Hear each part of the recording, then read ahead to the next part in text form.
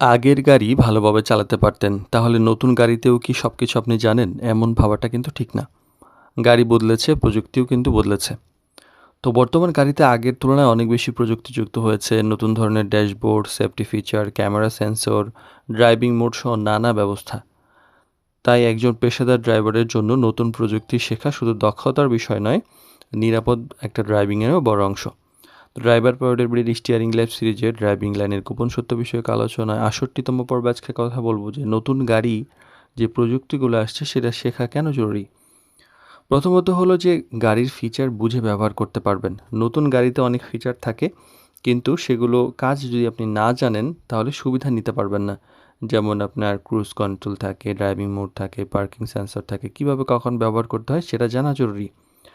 আর safety feature সম্পর্কে সচেতন থাকবেন। কিছু গাড়িতে কিছু ব্লাইন্ড স্পট, তারপর মনিটরিংয়ের ব্যাপার থাকে, তারপর হচ্ছে ল্যান ওয়ার্নিং থাকে বা বিভিন্ন ধরনের অ্যাসিস্ট্যান্স সিস্টেম থাকে। এগুলা কিন্তু কিভাবে কাজ করে এবং এর সীমাবদ্ধতা কি তা জানা থাকলে আপনি নিরাপদে গাড়ি চালানোটা সহজ করতে পারবেন।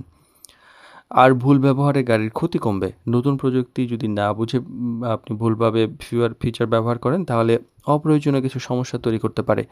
তাই গাড়ি হাতে পাওয়ার পর মালিকের কাছ থেকে হোক বা আগের ড্রাইভারের কাছ থেকে হোক ফিচারগুলো ভালো করে বুঝে নিন। প্রয়োজনে ম্যানুয়ালটা দেখে নিন।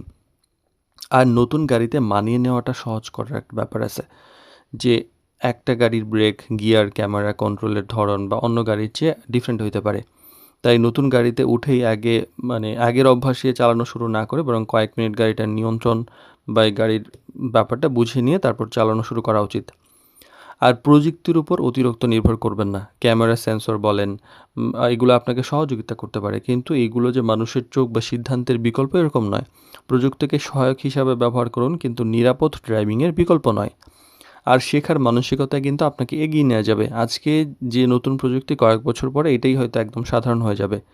তাই একজন ড্রাইভার হিসেবে নিয়মিত নতুন প্রযুক্তি যখন আপনি শিখেন, তখন তার দক্ষতা এবং কাজের সুবিধা আপনার ২ টাই বাড়তে পারে। আর ভালো ড্রাইভার যে শুধুমাত্র স্টিয়ারিং ধরে চালাতে জানেন এরকম না। গাড়ির নতুন প্রযুক্তি বোঝার চেষ্টা করেন। তাই নতুন গাড়ি মানেই যে নতুন একটা শেখার সুযোগ, এটা বুঝতে হবে। শেখার আগ্রহ আপনাকে সময়ের সঙ্গে আরও দক্ষ এবং পেশাদার ড্রাইভার হিসেবে গড়ে তুলবে।